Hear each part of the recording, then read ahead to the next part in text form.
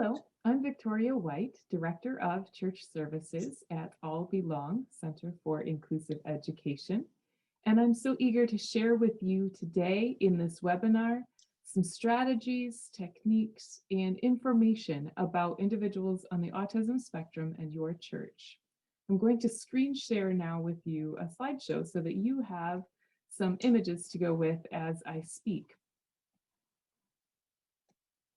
Now, we're going to talk about autism and your church. So I want you to think about your Sabbath school setting or your worship service as we talk today, and think about how this information and how these ideas might impact how your ministry goes. As we start today, want to think about each person who God brings into our community as a gift. If we think about every individual who comes into our space of worship as a gift to our community, I think that impacts how we view the different challenges or differences that we might see in them. And I do believe that every person God puts in our community is a gift to our community. And it is our joy and our task to unwrap this gift, if you will, to discover what is inside this person that God wants to bless your community with. And also, what might be some of the challenges for this individual that we get to discover and see how we as a community may support them so that they may use their gifts to flourish and to worship. So if you would think with me about some of the individuals who maybe drew you to this topic as you think about autism in your worship setting, let's think about the gift that God has given you and how you might be able to unwrap the details about this individual to discover how God has knit them together and how they are fearfully and wonderfully made, and how He has arranged the parts of the body of Christ in your community, just as He wanted them to be, and has placed these individuals within your community. So if we think from that perspective today, I think that will really help us as we start to unfold what it means to have these different labels and what all these initials might mean and what some of these designations can be referring to. I think that helps to give us God's eyes on autism spectrum disorder and God's eyes for the community that we are a part of. So look with me for a moment at this image of an umbrella, thinking about autism spectrum disorders as an umbrella term. Now, it years ago had been defined that autism spectrum disorders was an umbrella term for various diagnoses, such as autistic disorder, Asperger's disorder, childhood disintegrative disorder, Rett's disorder, pervasive developmental disorder, not otherwise specified. And so it was this term of other diagnoses. Well, a few years ago that changed, and now we think of autism spectrum disorder as one diagnosis that refers to a set of differences that we will see in individuals. And so as a professional diagnostician is assessing someone and determines that they do indeed have autism spectrum disorder, that is because they are saying that this individual shows signs of difference in repetitive themes and behaviors, desire for sameness, language, understanding and production, sensory areas, social cognition, and special perspective taking. And so we see that there are these 6 areas of difference that an individual will have some area of difference in each one of these areas. And so if an individual has some sensory differences and perhaps some language understanding and production differences, but none of the others, that person would not come under the autism spectrum disorder diagnosis. Now, a word of warning to each of us, I am not qualified to diagnose anyone. You are not qualified to diagnose anyone. So that is not the purpose of why we need to know some of this information. We are not out to diagnose those who come into our community, right? We want to know some strategies and know how to best build belonging for this person who is a part of our community when we know that these may be some areas of difference for them. Or we may not know, but perhaps having some strategies in place that we know about because of this training, we can simply start to try things. And this is the gift that we have as a worshiping community that, for example, public schools do not have. They need a diagnosis so that they can put in place an educational plan. We don't need to have a diagnosis in order to put a plan in place in church. We can simply start trying some strategies that we know can work well with this area of difference.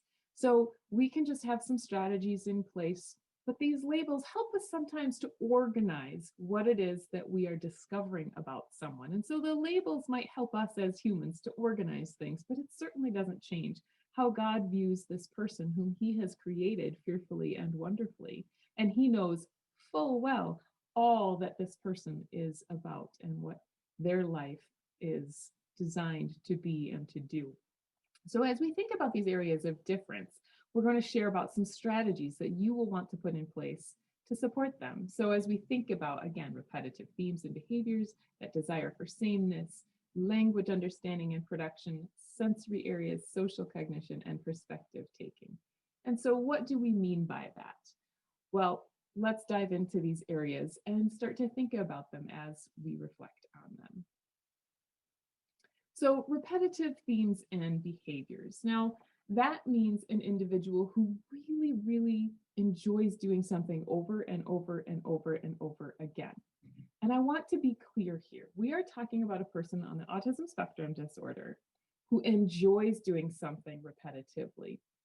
This is very different from someone with obsessive compulsive disorder who feels sort of a slavery to a task.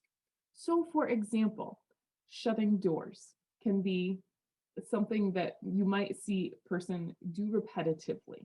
That person who might think about this as an anxiety-ridden task, that they need to shut the door 3 times and check that lock before they feel safe. So there is this sort of ritual of closing it and locking it 3 times because they don't feel safe if they haven't completed all 3 times of doing this.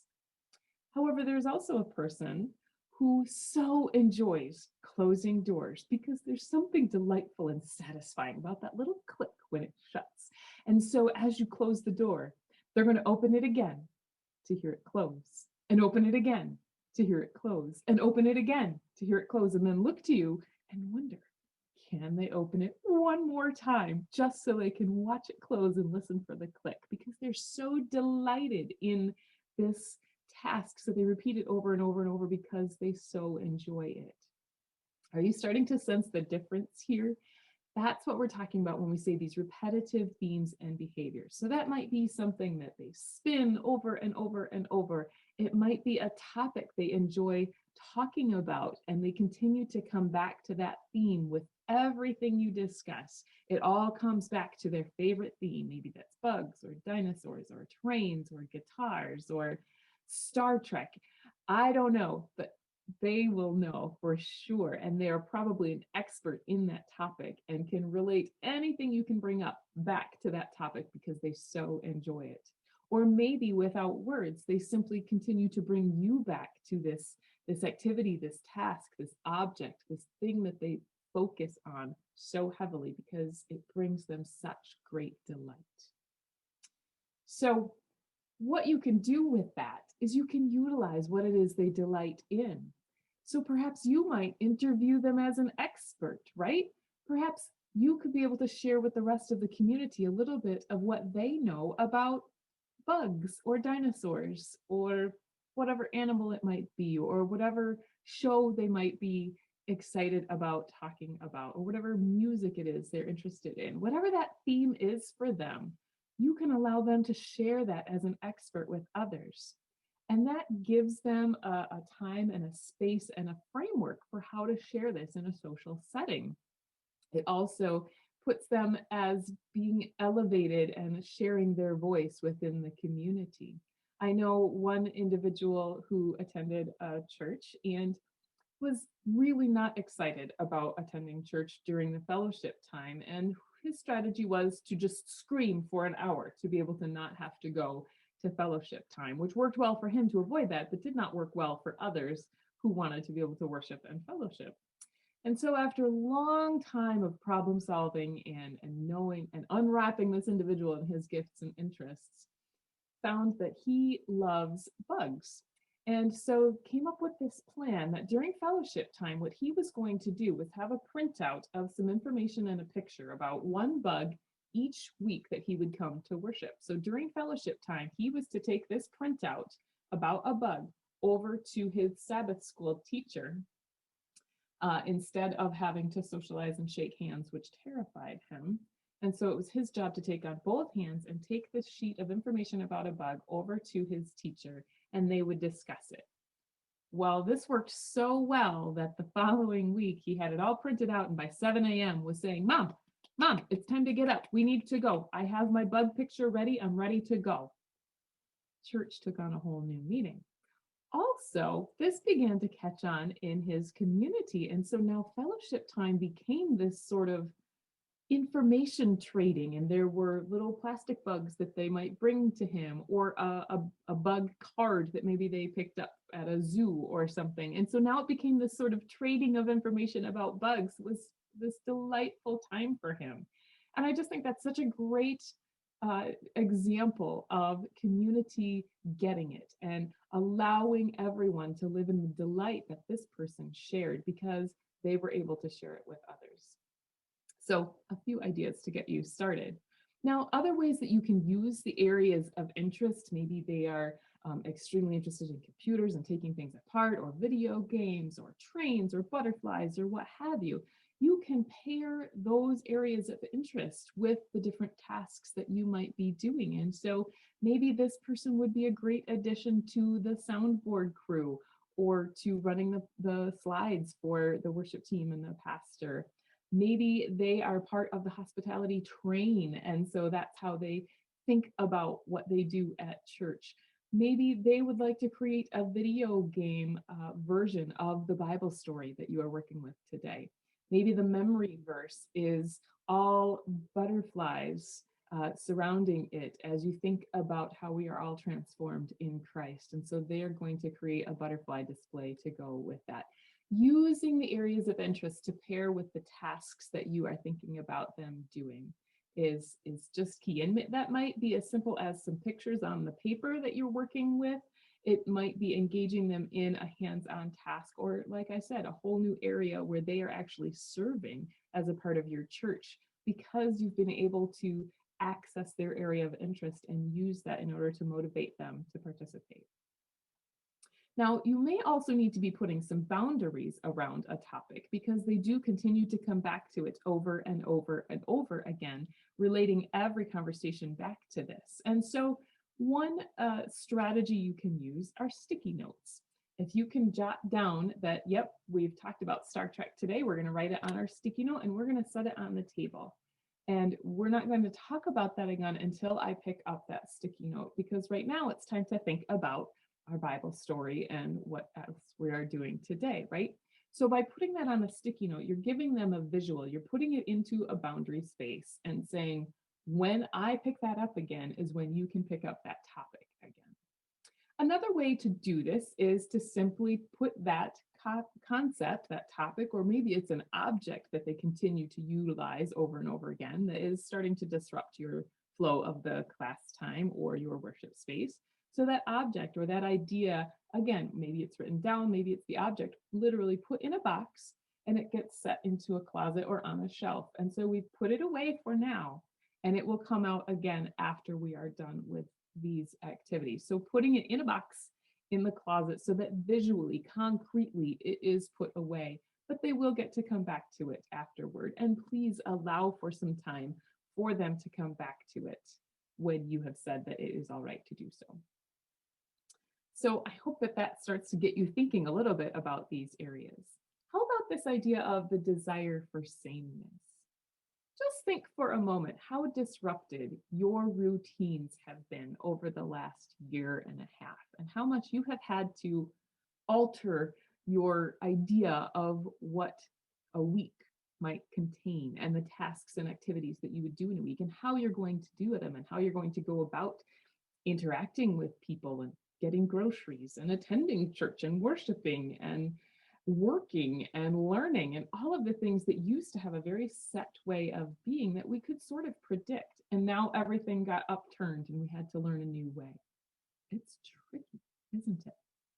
As we think about an individual who has autism and has these areas of difference, it can be challenging for them to interpret all that is going on around them in the world in which they are trying to navigate. And so sameness is extremely comforting. I think we all can agree with that. We don't so much like it when our world gets turned upside down and we have to rethink how we do things. Sameness is comforting, and especially if we have a challenge navigating things, sameness is very assistive. So it can be very, very helpful to have some routines, right?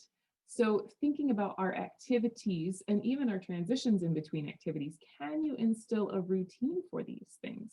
So some settings have had a transition chair in place. It's not a punishment, it's simply a spot to sit while you are going from one activity to the next. It's a sort of breathing space to simply sit for a few seconds, take a breath, and then move on to a new activity. And this has been extremely helpful for some individuals to say, I'm done with this activity. Now I can move on to the new activity, because you may encounter some individuals with autism who have what we would call a meltdown, because you're trying to pull them away from something that they now have been fully engaged in. And perhaps it's one of those themes and activities that they highly enjoy and delight in and would do over and over and all day long if you allow them to, but now you have to pull them away from that to do something different. And so warning them is great, but also allowing some transition time can be very helpful so that we don't have an overload of challenge with trying to accept the change, right? So a transition chair is a great idea, but just establishing routines for activities, having an order in which you do things, and being clear about that order and communicating it and having that routine can be very, very helpful. How many of us have established a routine for working from home or worshiping from home, right? We need to establish a routine so that it makes sense to us to do this each day. So again, having a routine can be very, very helpful. Now, one of the things that can assist in communicating your routine is a visual schedule, so that you can actually show with pictures and words what you're doing now and what maybe you're going to do next. And maybe you take those things off once they're complete. Maybe you simply move something that you look at, move a marker that goes from one to the next as you move on through them. And that could be something that is on the wall. It could be something that is simply printed, like an order of worship.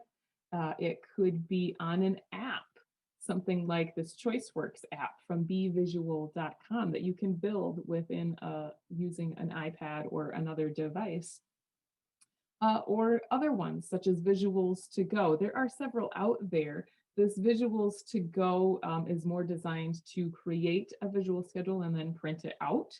The ChoiceWorks app is designed to be accessed right from the device and has some different features within it, and you can even record video snippets to show what you would like to have happen, and then they can record what they actually did and some things like that. So a lot of functionality, but sometimes also just a simple picture based with words as well, so that we're capturing the essence of what we want to do, and those with words and those without words can all access this information. But having it become visual can really help so that you can see, yep, here's where we are now, here's what we're going to do next. Because again, predictability can so very much help those of us who might have a challenge navigating new environments.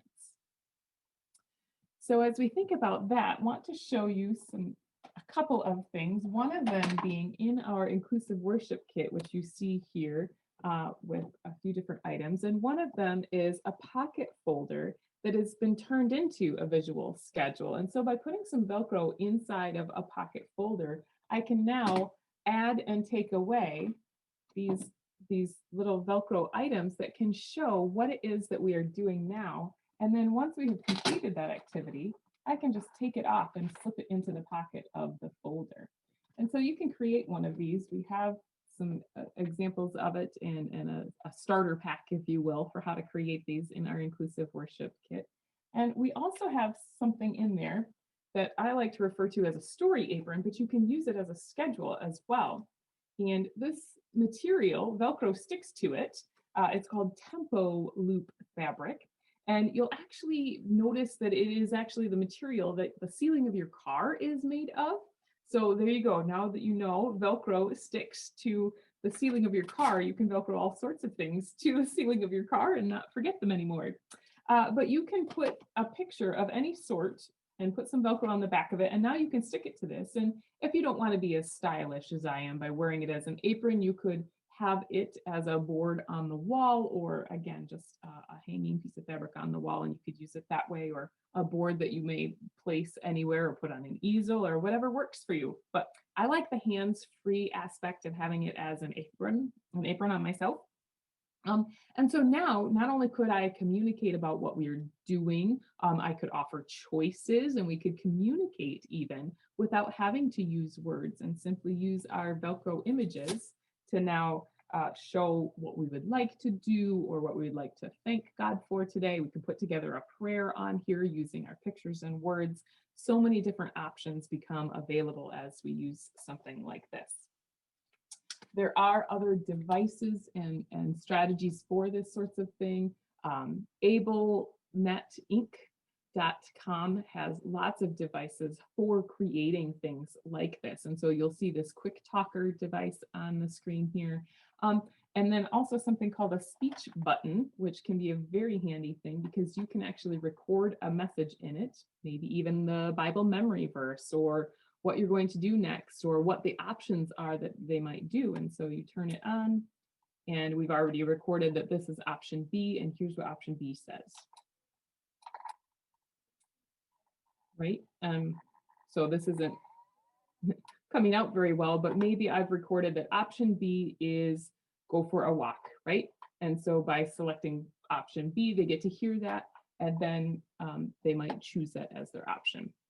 So that's a one button. This quick talker you see on the screen offers a variety of things or an order of things, but you also, some individuals will really work better with real objects, and we call this a real object schedule rather than just pictures and words. And so you see pictured there some different items that have been associated with that time. And so arrival, there's a little rubber hand because it's like shaking hands when you say hello, or waving hands now that we don't touch each other to say hello. And going home is a little buckle because it's like gathering up your things and buckling it together to get ready to go home, right?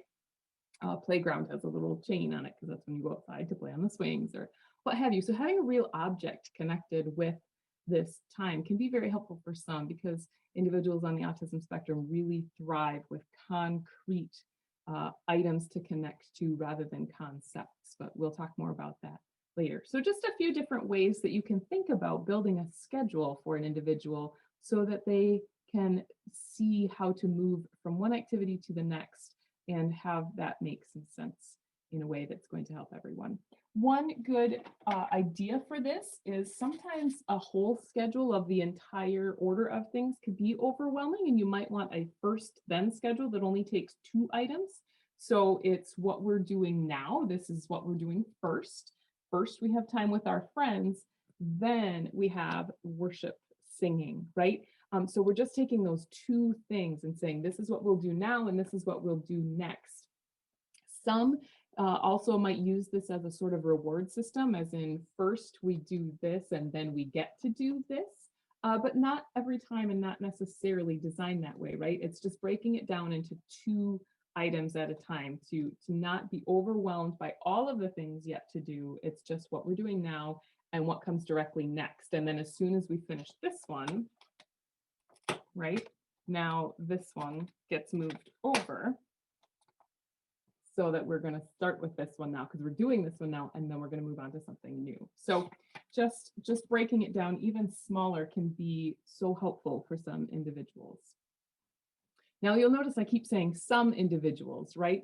Because this is not going to work with everyone. And so that's why I want to give you some ideas of strategies to try, because you are unwrapping the gifts and the differences about this person that God has placed in your community. So I want to give you things you can try, but I can't guarantee it's going to work every time with every person. We are all individuals. And so try some things and see what works with this individual.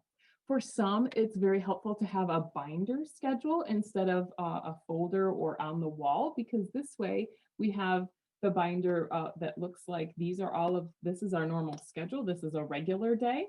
But maybe we're going to have a different kind of service. Maybe it's Christmas or Easter, or now it's summertime and we have a very different schedule for how we're going to worship. And so let's flip the page. So this is our typical day, the way we've done it before.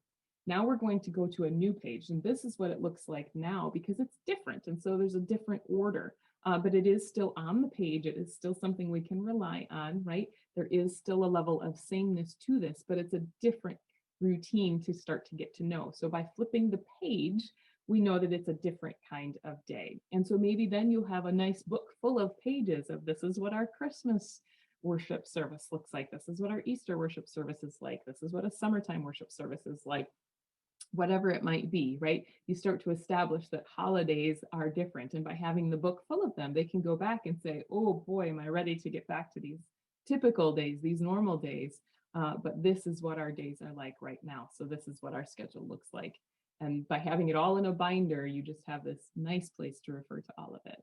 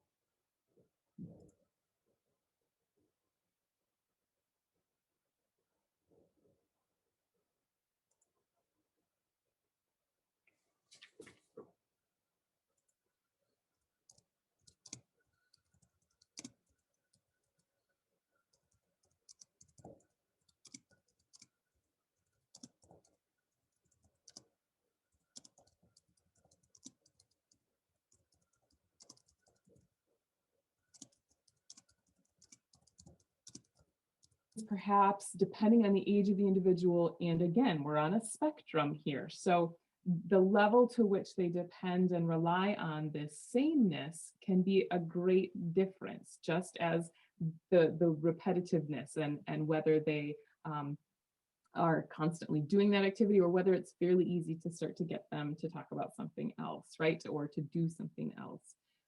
And so there's just this great spectrum in each one of these 6 areas. And so as we think about how difficult it is for them to adjust to change, that's again where we have to get to know this person. How difficult is it for them to adjust to change? And so how can we help them adjust when there are changes? And a couple of great tools to use are timers. The time timer from timetimer.com is one of my very favorites. And this is sort of the classic classroom model size, where the amount of time that you're talking about is actually taking up all of the red space on the timer. And as the time goes down, so does the red until it's all gone. So you can literally see time get used up, time go away as you go through an activity. And so whether that is, ooh, we just have to do this for another 10 minutes and then it's all over, or it's you get to do this for the next 15 minutes. Ooh, but when the red is gone, that means we have to change and do something different, right? And so again, it's a transition tool to help them see it's time to do something different, but it's giving some warning because they can see it. The time timer also has a beeper on it, but you can turn that off on the back, or you can use the time timer app, or there are other apps out there for devices where you can have a visual timer. You can even design what you want the timer to look like and things like that, depending on, again, the interests of this individual. But suggest that you use a timer because that so helps to frame and to have it visual to help to frame this. Now, if you don't need to see the whole amount of time, but maybe it's much more helpful to think like a traffic light, where when the light is green, that means that we have plenty of time, right? But when it starts flashing yellow, we need to start finishing this up, because once it's red, our time is all gone. And then this too has a beeper that you can set it to have a specific volume, because too much noise can be very disruptive. But sometimes we need that noise as well to help us to, again, transition out of that activity. So there are different timers out there because we all operate a little bit differently, and different things work to signal us more than other things will. And especially working with children, time is not a concept that makes sense, right? And so when you say 20 minutes, that doesn't mean much to a child. They don't have an internal clock, so to speak, yet. That's still developing in them. And for many individuals on the autism spectrum and others, we just have a challenge with the concept of time, because it is such a nebulous concept in many ways. And so by making it visual, we again are making it concrete and something we can realize is disappearing, right? And we can't get it back once it's gone. We can reset the timer for another set of time, but once it's gone, it's gone. And so again, just thinking about how this can help us to think about a concept that is hard to consider until we make it something visual and concrete. So there are a few strategies. Now, as we're thinking about these warnings, if you will, or some pre-learning, I think this is a great time to talk about that idea of pre-learning. If we're talking about our first this and then this schedule, or talking about going into something that is new, it's great to preview this information. Think about the last time that you stayed in a hotel. Now, did you preview it online before you went to see how many star ratings it was? Did it have a pool? Was it a queen bed or 2 double beds? Did they serve breakfast? Would you have to go buy breakfast? Do they have room service? What are the things that you wanted to know about before you got there? And how many of those things didn't you notice when you looked it up ahead of time and were surprised by when you got there? And how did that make you feel, right? Thinking about this idea of previewing kind of what we're getting ourselves into. A worship environment can be very overwhelming for those who have a sensory difference, who maybe take in lots of visual information or lots of auditory information, and sounds can be very overwhelming. Think about walking into a church service with people moving around and voices and singing and all of the happenings going on in a worship service. It can be very overwhelming. How do you warn someone about what it is that they're expected to do, what it will look like, right? Do we have some previews on our website, or for an individual, maybe in a booklet form or as one of these PowerPoint presentations? Well, All Belong has created this, and it used to be a book that you could simply sort of add to, copy off, and print off, but now we've created an online template. So it looks like this. We call it the Church Welcome Story. And we would create one for each individual, or maybe you create it simply for your church to say, welcome to our church, right? So this is an example one, and this is a PowerPoint template, but I have a tutorial on allbelong.org in our For Churches resources to show you how to build this, to save it as a video, to print it as a PDF, so it's a booklet, whatever you want to do so that it's easiest for this person to access, or for your entire kindergarten class who is transitioning into a new way of doing things this year, or your adult offerings and the way that you are now going to do church, because it's different, because we can't shake hands, because we have to think about masks, because we need to sanitize our hands first, whatever. Like, so let's introduce how we are going to do things to help each one of us have some guidance in how to do this, particularly for those who struggle to navigate this environment. So a church welcome story for JW. And he says, my name is Jay, and I want to tell you about my church. So we make it about him as often as we can, individualize this, plug in his picture. And so the next one here is a picture of my church. It is called North Point Seventh-day Adventist Church, right? So it's a picture of the actual place he's going to go, and we identify it by name, whatever it is that he identifies it as and what he's going to call it. Sometimes I stay with my family when I'm at church, and sometimes I go to a room for all of us in Sabbath school. Here's a picture of the room where I can be with my friends. So this is very important, that we have pictures of the space and the people that we're going to be with so that we know what it will look like when we get there and where we need to go. And sometimes a very important word, and again, we're going to talk more about language here in a moment, but this idea of sometimes or usually is very, very important as we do explain what's going to be happening. Because if we say always or give a specific time, but then we have to change it, well, think again about how we were just talking about that hard time that we might have with shifting when things are different. And if we say this is how it's going to be, and then, oh, nope, now it's this way, well, then you're either going to have to rewrite a completely new welcome story that says that, or allow your welcome story to have some wiggle room, if you will, by saying sometimes and usually. So some very important use of words there to help everyone. So let's talk about language for a moment then, shall we? Individuals on the autism spectrum, again, think about this as a spectrum. You may have individuals who are nonverbal, who do not use language to communicate. And so sounds, motions, actions are going to be how they communicate, because language is very difficult for them. And that can be a part of their autism. Individuals on a different place in the spectrum may have a lot of use of language and talk quite a bit. In fact, sometimes it's hard to stop them from talking because they're so passionate about those things that they just love to talk about, right? But again, you will notice a difference in their use of language.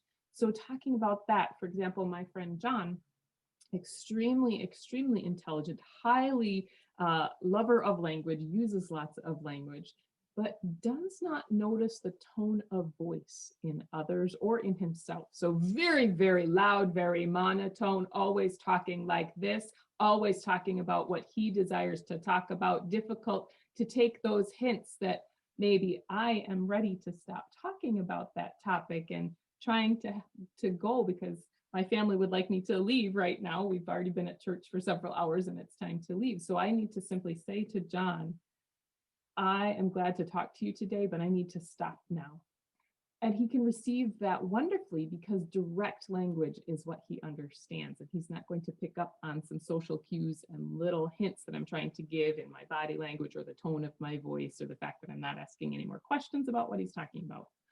Also, people on the autism spectrum tend to be very, very literal. So if you say it's raining cats and dogs, they're going to be running to the window to see what that looks like, because that would be a fascinating thing to see, cats and dogs falling from the sky, right? So these idioms, these phrases that we might use can be very, very confusing, or using words with double meanings and sort of having puns, right? Can just go over their heads. What does over their heads mean? Exactly, right? So we're talking about how the use of language can be difficult to understand, even for those who do have high language skills, but again, think in very concrete terms and who use language very literally. So this makes me a little bit concerned about some of our churchy language. What does it mean when we say, give your heart to Jesus? An individual might be picturing that quite literally and thinking, oh boy, here at church is where they're going to dig out my heart and they're going to perform heart surgery and remove it from me, but they're not doctors. I don't feel safe here. Get me out of here, right? For example, an individual who heard that we were going to be washed in the blood of Jesus at church ran screaming from the church and would not approach Christians for several months because it was just this horrifying thought that they had blood that they were going to bathe everyone in here. What a disgusting thing to do, right? So I think it can be important for us to interpret well our churchy language. So someone else has thought a lot about this. Dr. Janelle Nordell and her son Isaiah Nordell, who has autism, started to ask, well, how can God be a rock, when they were reading about the Lord is my rock and my salvation? And so they started to pick some idioms apart that are in the Bible and say, what does this really mean? So I love this book, How Can God Be a Rock? A Children's Guide to Idioms in the Bible. And I think it's for adults too sometimes. So I just think it can be really important to think about the language that we use. And if we are thinking literally, then that's going to make sense. If we're not speaking literally, then it's very worthwhile to have some description or a way to maybe jot down those things that are very confusing, or someone that we can go to say, what does this mean? So let's just think about how our words are being received, okay? And also, as we're talking to individuals, and we might, as I mentioned, be trying to communicate something, we need to very clearly say what we want the individual to do. And that means avoiding the negatives, avoiding the don'ts. Don't hit your friends. Don't climb the walls. Don't bite your hair, right? If we keep saying, don't do this, a couple of issues can arise. Number one, some individuals don't hear all of the words that you're saying. And they might miss that first one because they're still transitioning from what they're doing to now listening to what you're saying. And so they'll miss the word don't. And if that happens in a sentence like, don't hit your friends, well, now you've just given them a great idea. So whack, here we go, right? So I think it's much more helpful anyways to say what we do want them to do, because even if we give this great list of things not to do, what are they supposed to do? So I think it's much more helpful to say, use your hands to shake hands, not hit. Use your body to help others. Right now, helping means sitting with your hands in your lap, right? Let's say what we want to do. Let's hold our book in order to read. Whatever it might be, let's try to avoid using the don'ts and that confusing language that will just add to things not to do. Let's be more direct about what to do, because that's much more helpful. Giving directions one step at a time is absolutely a fantastic idea. I think every time I've gone to build a Lego set, I get so confused if they have multiple pieces that need to be added in one step. It's so much more helpful if I can add one piece at a time. And I see this with my children too, and I've seen it with so many individuals. Again, thinking about people on the autism spectrum for whom language processing is a difference. So they process language. It might take some extra time. It might take some extra visuals, some concreteness. How can we break things down into simple steps so that we can come at them one step at a time? Because if we give too much information all at once, too many steps, then it's just going to be confusing and not make sense, and they probably won't be able to do much of it, or they're going to skip a step or things like that. So thinking about how we can give directions one step at a time can be an extremely helpful strategy. Now, I think I've said a little bit about this, but pairing visuals with any words that we use, again, thinking in those concrete terms, thinking literally. And this is something that a person with autism actually said, is if I didn't see it, then you didn't say it. Sort of thinking about as if we all live in a comic book and we have a speech bubble above our heads so that our words are captioned, if you will, or how nice it is to be able to watch a recording and see the captioning and see the words on the screen, because otherwise it's so hard to know what those words are supposed to do after we've spoken them and that sound has stopped. If I said the words will be done at 10 o'clock, but it's very hard to grasp, what does 10 o'clock mean? What does that look like? And is it still true after the words have disappeared because you said them, but now they're gone? So is it still true? So if they didn't see it, then it's just as if I didn't say it. So anything we can do to pair a visual or something concrete with the words that we say, it's going to be so much more meaningful and helpful. And for every single one of us, it's much more easily remembered, right? So anything you can do to pair a picture or an object with the words that you're saying, again, sticky notes, objects, pictures, all so helpful. So let's think about some sensory differences for a little bit. And this can come in any one of the senses, but you will notice, again, right, to have an autism diagnosis, this is one of the areas there will be some differences. So those differences might be in the senses. And as you think about what the senses are, you probably think of these 5, right? Sight, smell, taste, touch, and hearing. But did you know there are 2 more that professionals agree are a core part of the senses when we talk about the senses? Balance, or the vestibular system, and body awareness, this word proprioception. All right, so thinking about each one of these as an area of sensory input that we have to process. And so our level of balance, you might see an individual who is a little bit tippy sometimes, and that's because their vestibular system has some differences, right? If you've ever had an ear infection, or for example, I had Lyme disease, and it gave me what they call vestibular migraines. And so the vestibular center in my brain was affected. And so I just did not have a good sense of balance. And so everything sort of felt like it was floating a little bit. And so I might have walked very close to a wall or held onto a railing quite often. And so you might see some of those types of behaviors in individuals because they're just not confident about the space around them and their footing, okay? And body awareness as well. If body awareness is something that is a bit of a challenge, then you might see that there's sort of this flailing in a way, just not noticing when they knock things over or bump into people, things like that. Or on the other side of this, a body awareness that is so very aware of every little feeling, every touch, every internal feeling. Again, it's just my experience with some different kids. And let's talk about this for a moment, because most of us operate at what we might call middle C in all of the senses, right? And so we take in an average amount of tactile information and visual and auditory and the body awareness, right? These proprioceptive things. We take in an average amount of that information and are okay with that. So we operate at what we might call middle C if we were doing this on a piano. So when we're in a loud room, we can sort of adjust to the fact that, yep, this is a little bit loud, but we can sort of cope with this just as well as if we're lined up and standing next to a bunch of people. We're able to sort of tune out those things that don't need to be important right now, right?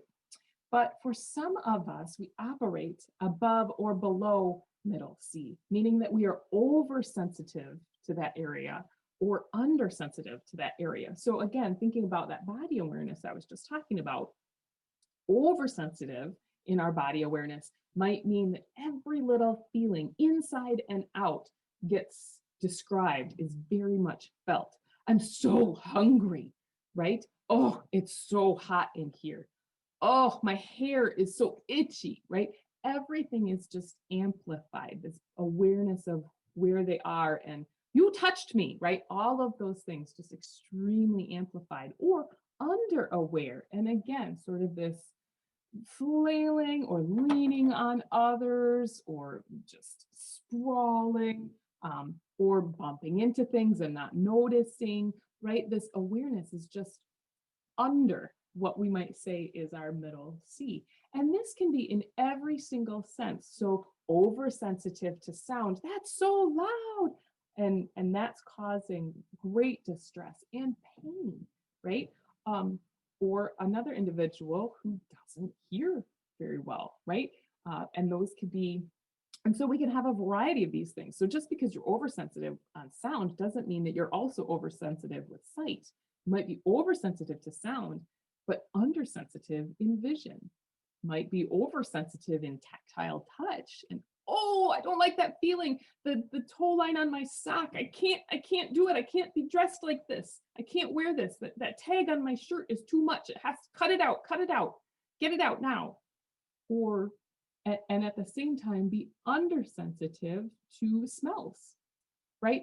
And so it doesn't mean that we're oversensitive to all or undersensitive to all. And there's a great variety of where we stand on these things. The one thing I can say from having two children who have different over and under sensitivities is, as much as possible, it helps to bring some tranquility if you don't seat the person who is oversensitive to touch right next to the person who is undersensitive to touch. Because the person who is undersensitive to touch wants to hug and play with hair and be touched and pet everything. And the person oversensitive to touch wants nothing more than to be left alone, untouched, and in their own bubble. And if you put them together, you're going to have some conflict, right? So again, just thinking about this world of sensory differences. Now, having sensory differences does not automatically mean that a person has autism.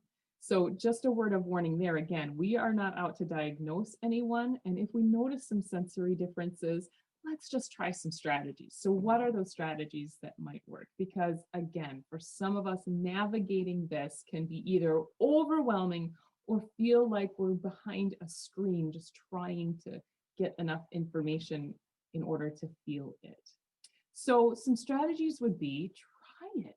Jump into that person's shoes, if you will. What does it feel like to navigate the world the way they seem to be processing it?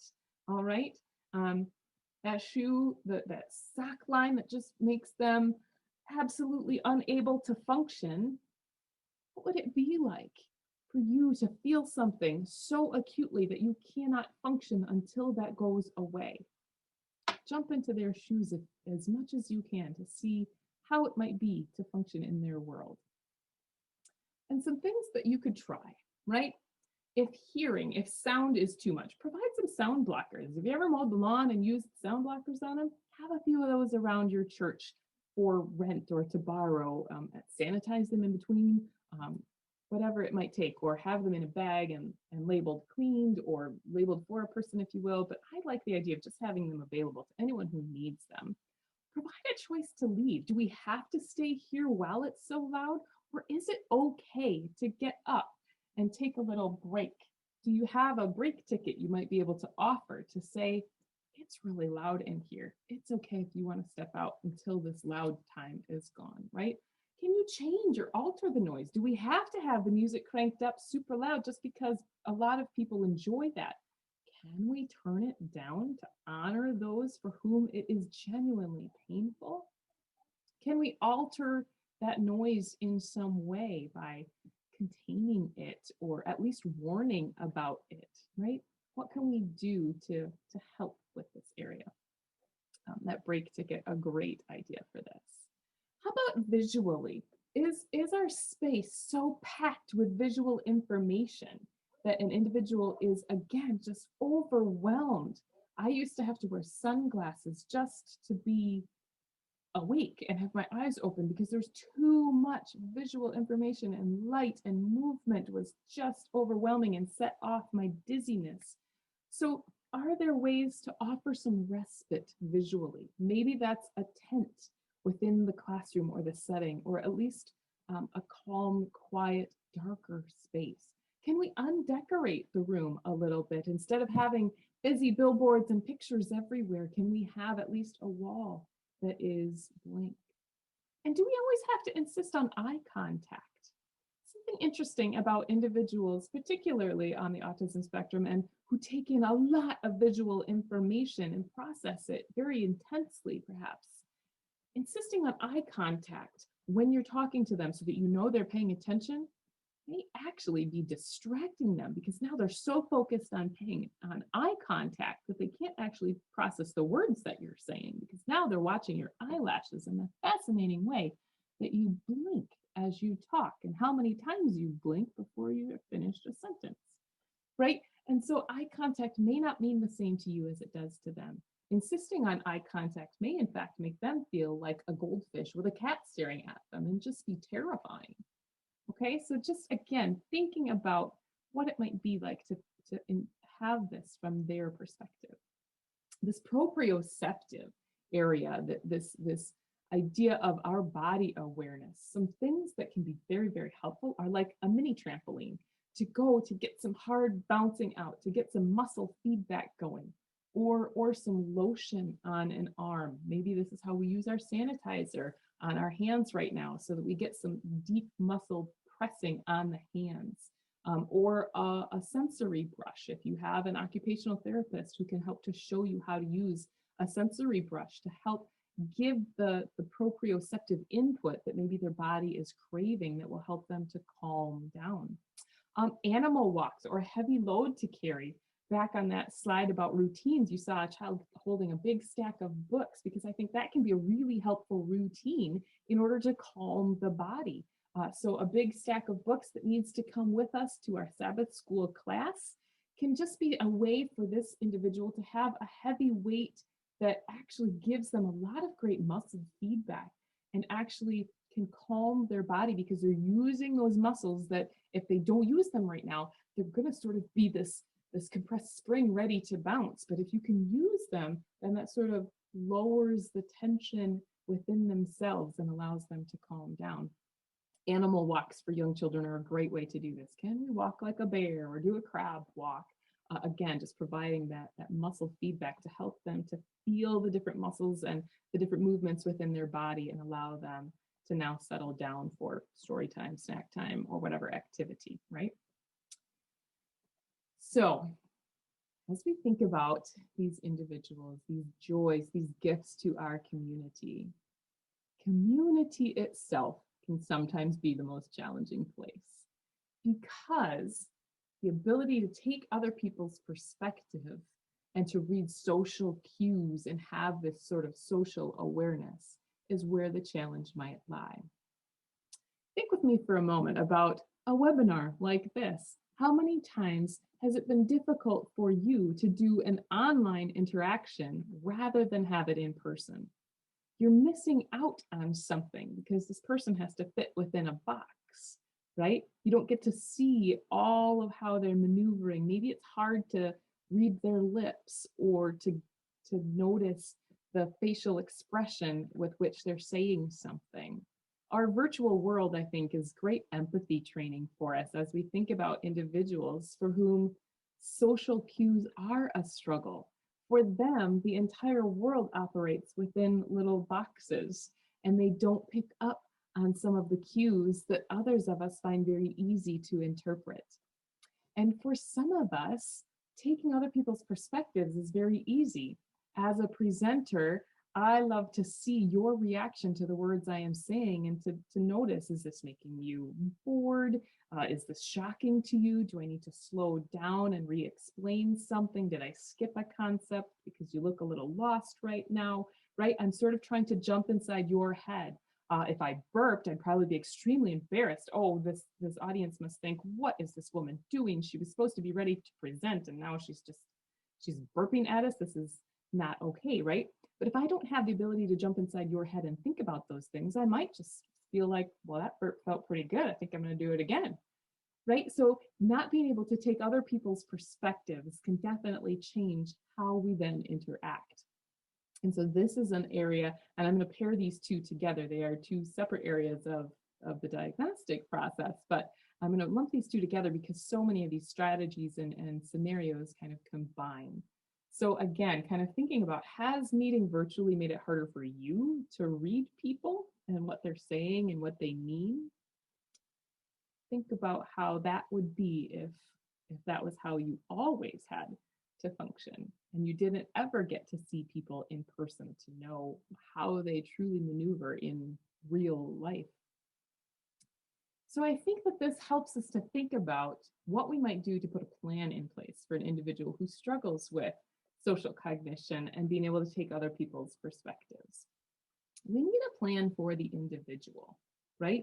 We need to help them through some things. And a lot of the strategies that we've been putting in place are extremely helpful. That welcome story, for example, great thing to have as our plan, and as part of our plan. How about role playing it with this individual and say, you know, let's just pretend for a little while. Let's imagine that we're doing this together. And what's going to happen now? So you role play, you help them to see what it would be like to think about things and imagine it. And maybe that will help them to now bridge just a little bit into taking other people's perspective, right? So you could play the role of them and they are playing the role of a person receiving the words that they just said. For example, a child with another group of middle school kids who asked one of the other boys, this was a young man, a boy, he said, "Is that girl wearing a bra?" Now, grant you, these are all middle schoolers. Why he thought it was appropriate to ask another middle school boy about what undergarments a middle school girl was wearing. No perspective taking ability in place there at the moment. took a few conversations with a couple of us adults to get to the root of him understanding that he was asking about, he knew what a bra was, he knew about these things, but it didn't click in his head that that would be inappropriate to ask someone else about, particularly someone of the opposite sex. So again, inability to take the perspective. Can you role play this so that it might help them to understand how their behaviors and words are being received? Play detective a little bit, right? So put on your detective hat, grab a magnifying glass, start to investigate the scenario that we're dealing with here. And this may seem somewhat reactive, but I think it's also a great strategy proactively. Watch what happens in a TV show. The drama that unfolds when someone makes a bad choice or a lie is revealed, right? Play detective with Bible stories and look at how Jesus interacted with people who didn't always interact with him very kindly. What was the perspective going on here? What were some of the social cues that Jesus ignored or that he used, right? So play detective a little bit and start to investigate, particularly these ways that people interact with one another and the social cues that are happening. Draw the situation. Just use some stick figures, but it can be extremely impactful to draw out a picture, particularly of a conflict or something that has happened, or something, again, that they might be going to encounter, that mom and dad are struggling right now and they're upset about things. They might use loud words and it might make your brothers and sisters sad. You might see tears, but it's okay. And start to explain and maybe draw another picture of how we work through that with our loud words sometimes. And we just need to get that out, whatever it might be, right? But so just draw it together and talk about what's happening on that person's face, how it makes them feel when those words get really loud, right? We don't like it when those words are loud. It's very upsetting. And so we're upset now, just like you are upset when I have loud words. I'm upset when you have loud words, right? So draw it, make it a picture again, right? Thinking about putting things in a concrete or a visual form. Here's just a quick note. Emotions might not match the face. Been with some individuals who literally have tears coming out of their eyes, sniffling, but saying, I'm happy, I'm happy. So it is true that sometimes in an individual with autism, their facial expressions just simply don't match the emotion that is actually happening inside. It's just the way that they are wired. So just a quick note about that. Now, here's the thing. We can put a plan together for the individual so that we're helping to coach them through things and help them to learn new experiences and again, just building in supports for the individual. But I have to tell you, every page has two sides. Because if an individual has a plan for them and they're able to come and participate in worship and they know that they can wear sound blockers when it gets too loud, they know that they are welcome in our community and that we love them, they're a valued part of our body of Christ. But I don't inform everyone else about the plan that we have in place. So here's just a scenario to think about, right? We have said that worship is at 10 o'clock. And this individual has a welcome story. It says worship is at 10 o'clock. Here's where we go to sit. Things are going to get started in this way, right? And suddenly, this individual realizes it's 10:05 and things are not started yet. It's 10:05, worship starts at 10 o'clock. Well, everyone else around them is probably being very disturbed by this now, right? And again, maybe we made an oops in our plan here. So we should have said worship is usually at 10 o'clock, or just our order of worship is we start with singing, and then we usually move on to some prayer time, whatever it might be. But here's the thing. If we have a plan for the others who understand this individual a little bit, so that might not be sharing the details of their diagnosis and all the things that are in place for them, but how impactful could it be for our community if the leader that day would say, I'm so thankful that our friend is here to remind us that it's time to get started. this individual really likes things to be on time, and we said we were going to start at 10 o'clock. Would you encourage me with our friend here today, and just thank God that we can have grace for one another when we are running 5 minutes late because our soundboard didn't work yet? Whatever it might be, we need to address things with the rest of everyone else, right? So if we have a plan that is in place and is working for an individual, that's great. And maybe this is an individual who comes to worship and doesn't have lots of language, but gets excited during worship time. And so maybe there are certain words in the Bible or certain passages in scripture that excite this individual. Now, the family knows this, and this individual has been welcomed in church and has talked to the pastor, and so they know one another. But this individual gets really excited and stands up and shouts, "Yeah," whenever the pastor says Jesus. Now, the rest of the church might sort of frown and look at this individual. How many glares are happening in the church service that day? What if the pastor simply said, "I'm so glad for my friend today who's cheering me on. And every time he hears the name of Jesus, he gets really excited." So without skipping a beat, just gave that information to the rest of the congregation. So next time he said Jesus and this person stood up and said, "Yeah," so many glares anymore because they had the information they needed to know what was happening and how things were being handled. So information for the others can be extremely crucial. So have a plan for that individual to support them, but also have a plan for the others. Some resources to think about that with are things like helping kids include kids with disabilities. Now, my colleague Barbara J. Newman wrote this years ago to help us to think about how to talk about the differences that we have. So for example, she has a lesson in there using keys and how God has unlocked the doors in the hallways of our brains, if you will. Has God given you the key and unlocked how to tie your shoes yet? How to say your name? How to write? Some of us haven't had things unlocked yet. So our friend here hasn't had the door unlocked for how to tie his shoes yet. He hasn't had it unlocked yet to be able to write his own name. Does that mean that it never will be? Maybe not. So we all just have different doors that God hasn't yet unlocked. Can we talk with one another about this, right? Let's introduce what those areas of difference might be.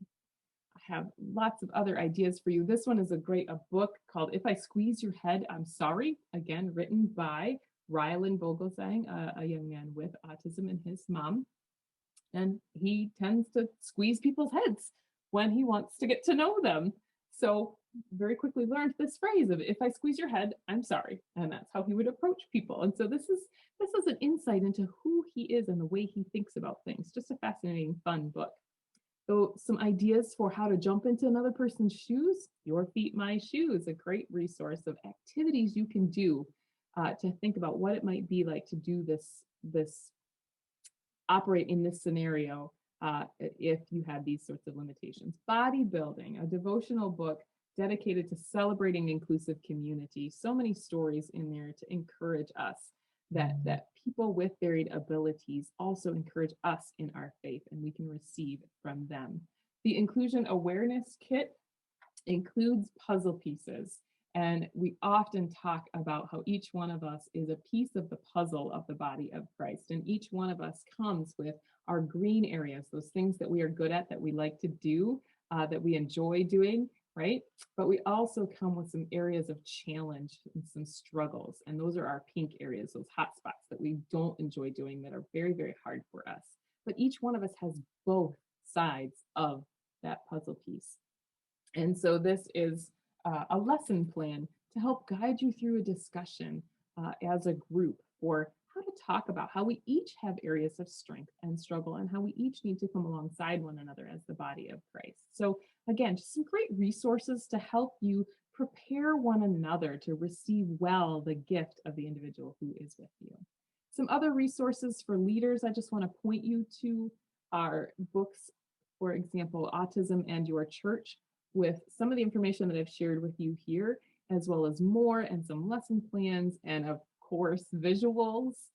Some other things that can be very encouraging and helpful. ASD to Z, a quick little booklet just of the alphabet of autism, if you will, and some areas of things you might notice, and just a great little reference that can help you identify some things. Autism and Alleluias, literally some psalms written by a person with autism as a form of worship. Extremely encouraging for those who might be struggling to see, how does a person with autism relate to God? It does bring great meaning. God does know this person, and his spirit, as one person put it, who is on the autism spectrum, said, my spirit doesn't have autism, right? So we can think about our connection with God being limitless as long as his Holy Spirit dwells within us. So a few other books that I just want to recommend from some sort of more medical professionals. The Out of Sync Child by Stockhranowicz. Extremely helpful as we think about some of these sensory processing differences and what might be going on behind those. And then Kids in the Syndrome Mix of ADHD, LD, autism spectrum, Tourette's, anxiety, and more. So again, thinking about those labels and diagnoses, but just lots of great helpful information, very well organized and by age group. So this is what this will look like in a child this age, a young adult this age, an adult, and some helpful information in those things. And my favorite, Accessible Gospel Inclusive Worship. Thinking about, how does this person hear the gospel in what makes sense to them and what they will relate to? And then how is our worship going to include everyone of all abilities so that we are all using our gifts and supporting our needs to be a worshiping community? So just a few things for you to check out as leaders and think about having on your shelves and using as resources on your team. One final note, just want to put this idea out there for you as you think about sometimes having to plan for the needs of a family that may be fairly significant or an individual. Wraparound support can be a great way to do that. And so if you do have an individual or a family that seems to be struggling to participate in worship and community, I would encourage you to form a team around them. And that might mean that you are offering transportation or helping to fold laundry during the week, or whatever those areas of support might be the identified needs of this family, to just come around them. Sometimes that means that to arrive on Sunday, they need someone to meet them in the parking lot. They have a designated parking spot that's always there, so they don't have to navigate where they're going to park. And someone comes out to meet them so that it helps to navigate the whole family into the worship space calmly, because immediately you have a one-on-one person who's going to be with this individual and help to guide them through that fellowship time that can be very stressful, and to know where to go and have a dependable person who they know is going to be with them. And you rotate that. But maybe it's during the week support. Maybe it's being able to just have some more relationships, because those social relationships are such a struggle. And so you intentionally build some people around them that start out as a sort of a checklist, if you will, but become organic relationship because of the things that you do together as a team. So if this is something that you think would be helpful, we do have some forms that are useful for this to be able to form a wraparound support team, and the information that you might want to gather in order to pull this together well. And I just want to make this final note here. Supporting the caregivers, as we talk about an individual with autism, again, a broad spectrum of individuals who may be very independent and very able to speak what they need and navigate the world, and maybe didn't even know that they had autism until into their adulthood. And we just want to welcome them into our community. But we may have individuals who are on another place in the spectrum, who need daily care and always will. And there will always be a caregiver who is a part of their lives, and might be their parents, and maybe that parent or that sibling or whomever it is that is the caregiver for this individual. The wraparound support team might feel like you're trying to steal their job. That's not what the body of Christ is about doing. We might need to be supporting that caregiver more than we do the individual. The individual might have a great plan that's working for them. The problem is it's draining this caregiver. And so supporting the caregiver might need to be what's happening. So you're doing their laundry and taking them out to coffee and seeing what they need on a weekly basis. Because this is about the body of Christ operating together, right? Autism and your church, not separate, not in spite of, not trying to figure things out that aren't there, but supporting one another. And so just a fantastic series that I highly support. It's called The Heart of the Caregiver, From Overwhelmed to Overjoyed. It's really a 10-week Bible study that walks caregivers through the sometimes the grief and anger and just the position of where they are. But I just think that this is a great set of resources. And I've seen so many people just develop strong relationships and support groups out of using this time. So again, just trying to offer you some resources and share some things with you. And I pray that the Lord has brought some people to mind that you know and love, that you want to get to know better, and that you are going to be able to use some of these strategies with, so that your worship time and your fellowship time and your learning and your serving together is richly filled with the diversity that God has placed within your community, and is richly blessed by each one of you knowing that you're fearfully and wonderfully made, and you're so glad to be together, and that these differences can be challenging, but we can work with them, and that these strategies just inspire you to also create your own. And I would love to hear from you what is working in your community and in your congregation. So again, I'm Victoria White, Director of Church Services at All Belong, and so thankful for your time today thinking about this very important topic and these wonderful individuals whom God has created and may have blessed your community with having as a part.